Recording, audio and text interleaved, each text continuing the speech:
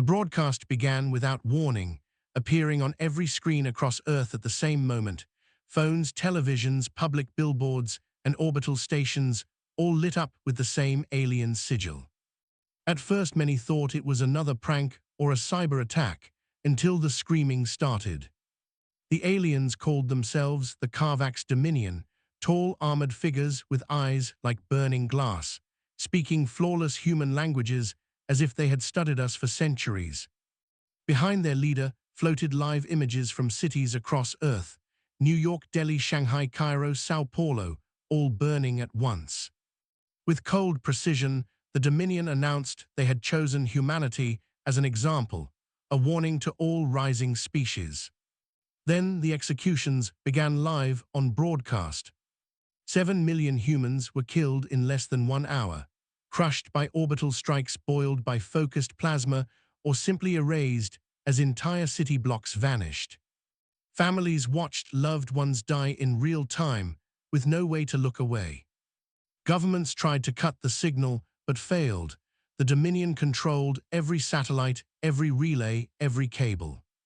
The alien leader leaned closer to the camera and spoke calmly, telling humanity that resistance was irrelevant, that Earth would be spared total destruction only if it submitted. When the broadcast finally ended, the world was silent, not from peace, but from shock so deep it felt like the planet itself had stopped breathing. In the days that followed, Earth did not scream or panic as the Dominion expected. Instead, the planet went quiet. Borders lost meaning as nations opened bunkers, labs, and archives to one another. Ancient rivalries were put aside because 7 million dead faces were burned into every mind. Human scientists worked without sleep, decoding alien energy signatures pulled from the broadcast itself. Engineers reactivated abandoned weapons platforms once considered too dangerous to use. The military doctrines of 100 nations were fused into one command structure. Civilians volunteered in numbers never seen before: miners, shipbuilders, programmers, farmers, all offering whatever they had. A single phrase spread across the world in every language: never again.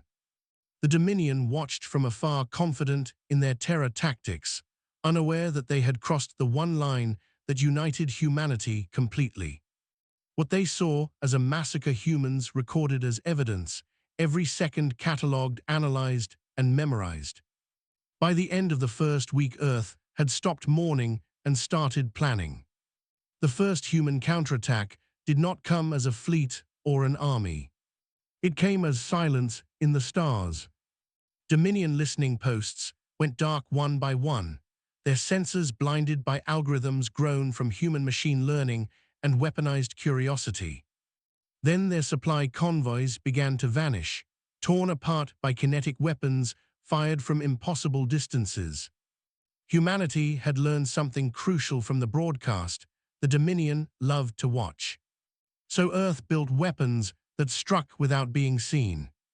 When the first human fleet finally appeared, it was not beautiful or ceremonial.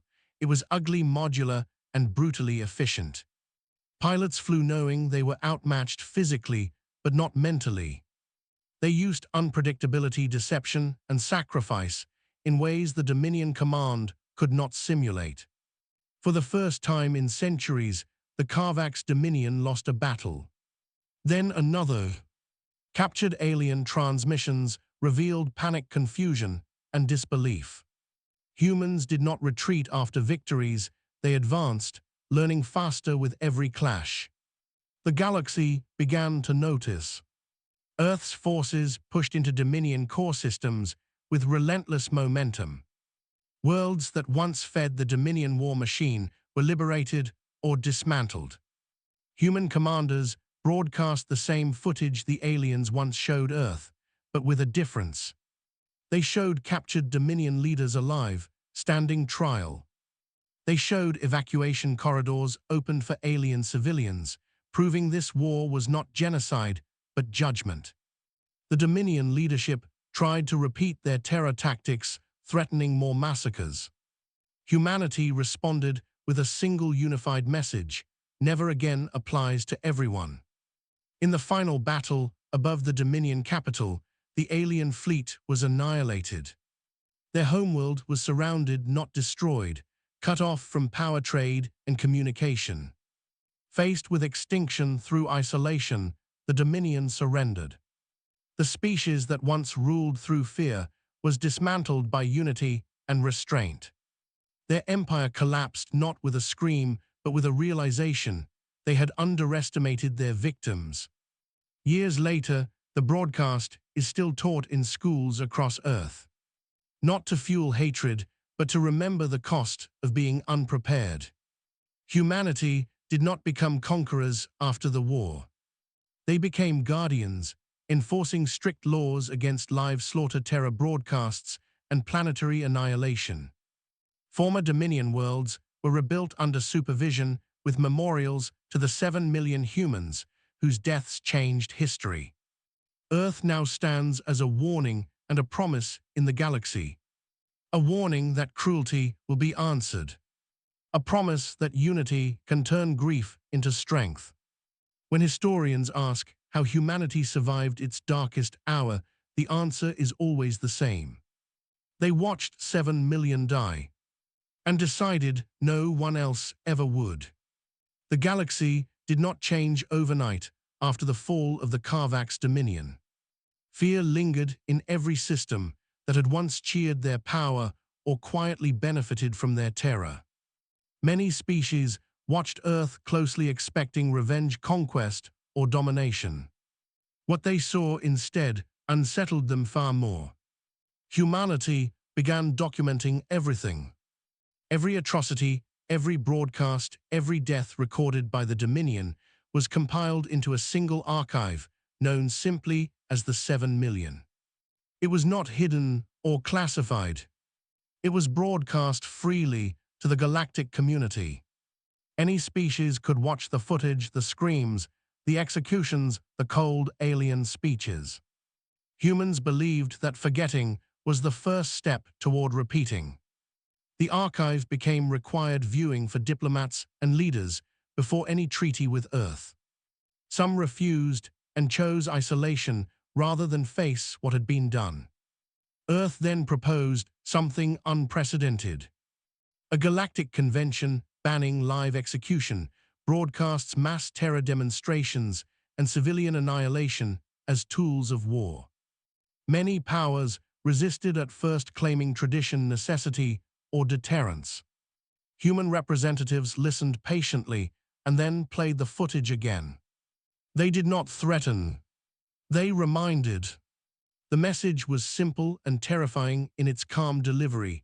Humanity survived once and would not hesitate a second time. The convention passed not because Earth demanded it, but because no one wanted to test the consequences of ignoring it. Meanwhile, deep within human space, a different kind of struggle unfolded. Survivors of the broadcast carried wounds no technology could erase. Children who had watched parents die grew into adults with memories sharper than any blade. Earth did not silence them or tell them to move on. Instead, entire cities were redesigned around remembrance. Streets named after the dead. Public spaces where names were spoken aloud every year without exception. 7 million names. It took days to read them all. Humanity believed time spent remembering was never wasted. The former Dominion homeworld remained under quarantine. Its skies empty, its cities dimmed. Not as punishment, but as protection. The Carvax people were forced to confront what their leaders had done in their name. Human observers reported something unexpected over time. Shame. Not the performative kind, but a slow generational realization. Children of the Dominion grew up studying the 7 million archive alongside human students. They learned not only how their empire fell, but why. Some asked why Earth had not exterminated them when it had the chance. The human answer never changed. Because then we would become you. Years passed and humanity's military remained vast but restrained. Weapons were redesigned not for spectacle but precision.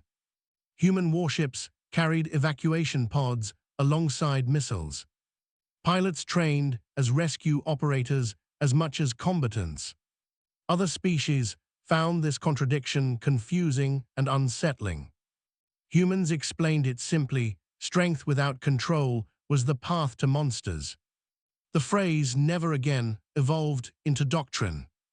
Never again would a single species decide the fate of another unchallenged.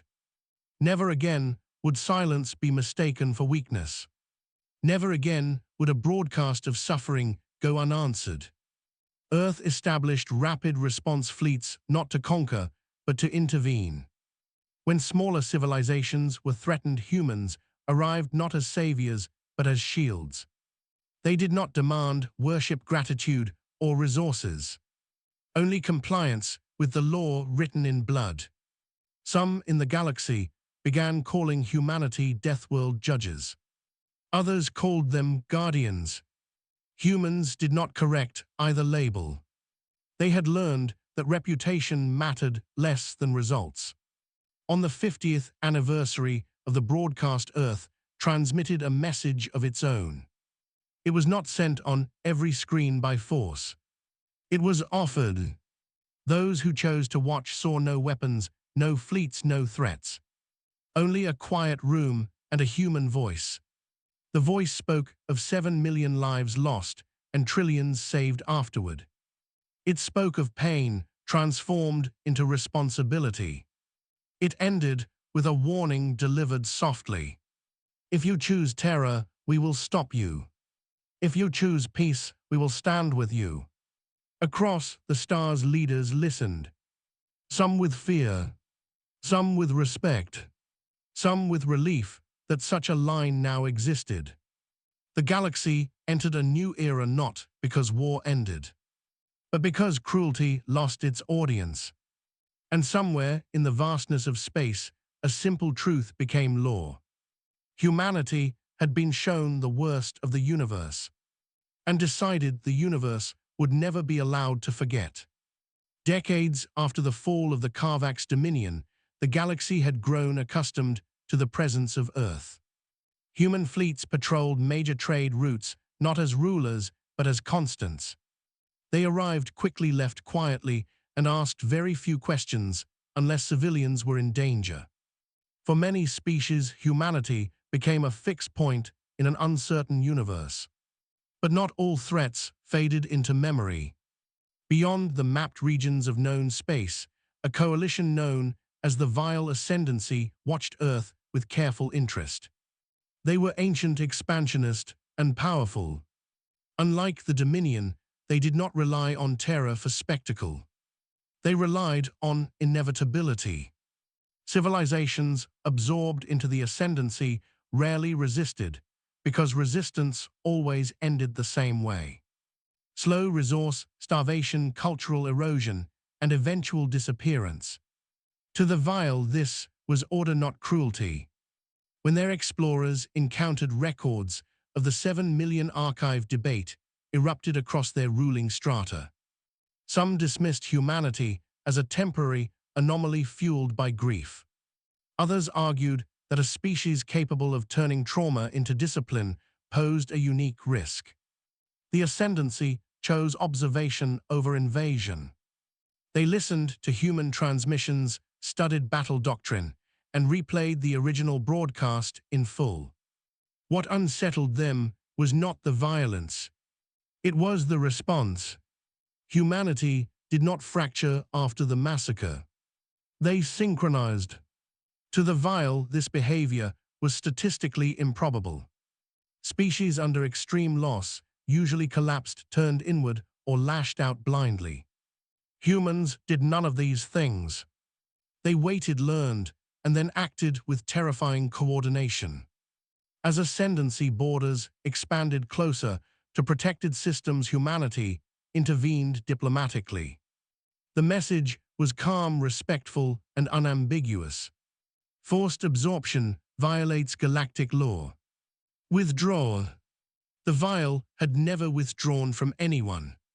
Ascendancy war planners prepared contingency models.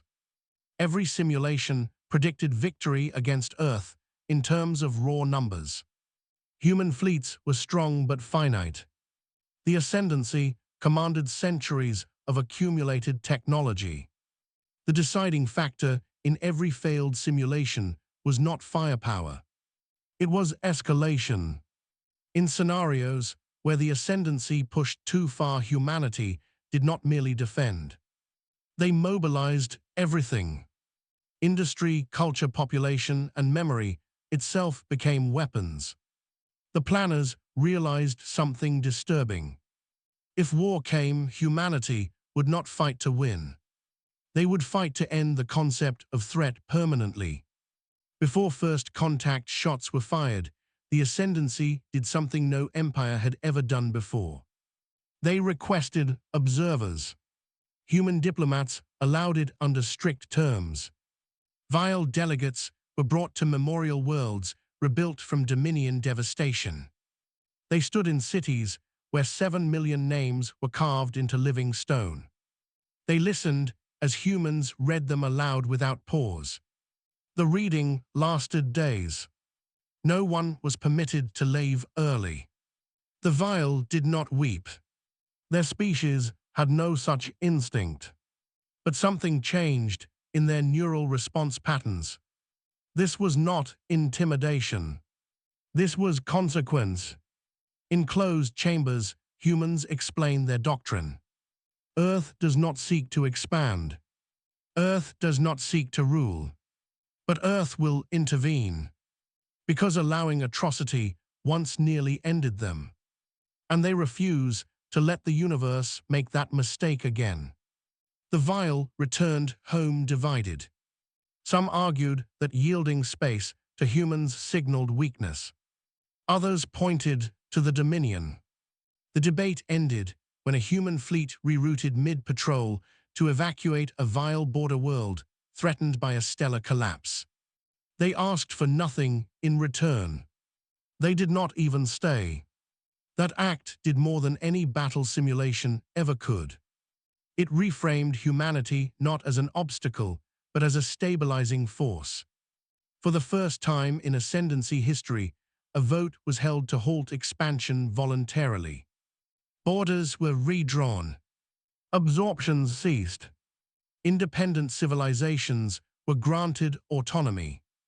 When the decision was announced publicly, the galaxy was stunned. An empire had chosen restraint not because it was defeated, but because it believed the cost of cruelty was now measurable.